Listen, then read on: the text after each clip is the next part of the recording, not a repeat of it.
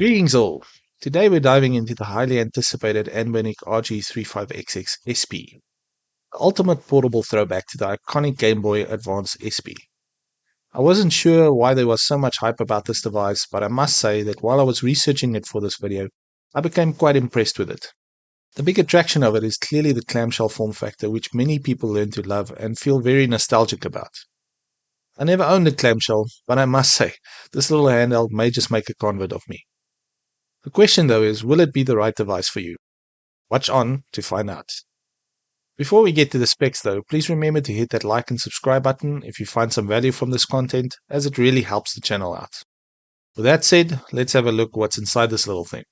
Under the hood, the SP isn't really much of a surprise, as it essentially has the same hardware as the 35XX Plus and the 35XXH, which are basically the vertical and horizontal form factors of this device. The RG28XX is the mini version, but that does lack Wi-Fi though. The SP, like its other family members in this range, has an H700 1.5 GHz processor with a Mali G31 GPU and a whopping 1 GB of RAM. This chip will essentially play everything from the Game Boy games that the original SP was famous for, all the way up to the most, but not all, Dreamcast and N64 games. Comes with built-in 5 GHz Wi-Fi and Bluetooth connectivity, so you can connect a controller. Just note, Bluetooth audio is not supported as yet in the firmware, so you won't be able to connect wireless buds. It does have a 3.5-inch jack for a cabled headset though. It also has a mini HDMI out, so you can connect it to a larger monitor and set it up for a console-like experience with that controller we previously mentioned. But you have to tweak settings, as it automatically stretches out content to 16:9. One very nice feature is that it is fueled by a 3300 mAh battery, promising up to 8 hours of pure handheld bliss on a single charge. Talk about marathon gaming sessions, eh? It sports a 3.5-inch IPS display with a crispy 640x480 resolution, giving you smooth visuals for anything retro you want to play on it.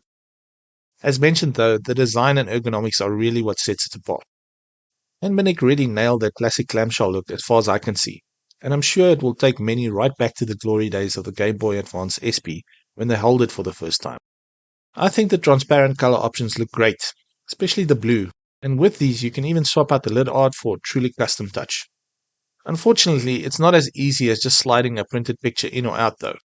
You will have to loosen some screws on the lid to insert your own custom art, but from what I've seen this would be pretty easy to do, and in my opinion would be a really awesome bit of personalization you can add to make it unique. This handle is slightly bigger than its OG inspiration though, giving you a more comfy grip for those marathon Pokemon grinding sessions. Most reviewers liked this though and had an extremely good experience with the size. Something that really struck me as a pro on this unit is the fact that you can close it up to protect the screen and pop it in a bag.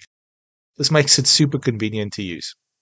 Unfortunately, it was noted that the buttons are very clicky. You'll either love the satisfying tactile feedback or find it a tad noisy. Whether or not this makes you shy away from this unit will be up to your preference. Someone may design a mod for this to slightly improve it in future, but I think it will only be marginal, as the main reason for the clickiness are the dome-shaped caps that are soldered to the mainboard. These detect the inputs and will be very hard to change out. This was covered by Russ on his Retro Game Corps channel. I will leave a link to his video in the description below if you want to check it out. Next, let's look at performance. As it has the same internals as Anbernic's other units in this range, it will be able to play everything that was playable on them. So older retro systems like Game Boy, NES, SNES, Sega 16-bit and even PS1 games play brilliantly. It will even play most Dreamcast and Nintendo 64 games. Of course, some of the more demanding titles might show some frame skips here and there, but hey, that's the nature of the retro emulation beast. PSP is a bit more hit and miss. I did see Bo over at Bono's Gaming play God of War Chains of Olympus on it. It was quite smooth and playable, but there was a little bit of audio stuttering. You may be able to tweak settings to get it to run a bit more streamlined, but it isn't really going to run the top-end games with no problems. I'll leave a link to his video in the description as well, and I would encourage you to check it out as he really makes some good content. Reviewers also noted that the SP gets slightly warm, especially when playing those harder to emulate systems. One of the reasons of this could be because the battery covers the area where the CPU is. The heat should not cause the battery to be affected too quickly, but I'm not confident in saying that this won't ever be a problem. I do think it's unlikely though, as I'm not aware of this being a complaint on the other units that have a similar design.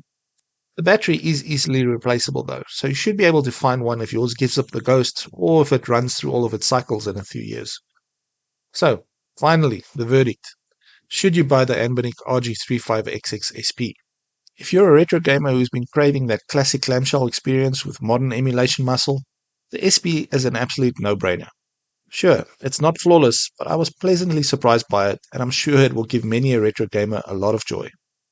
If you're interested in buying one, I'll leave a link in the description below, and I would appreciate it if you would consider using it, as I receive a small affiliate commission at no cost to you. This enables me to keep on making more awesome retro content.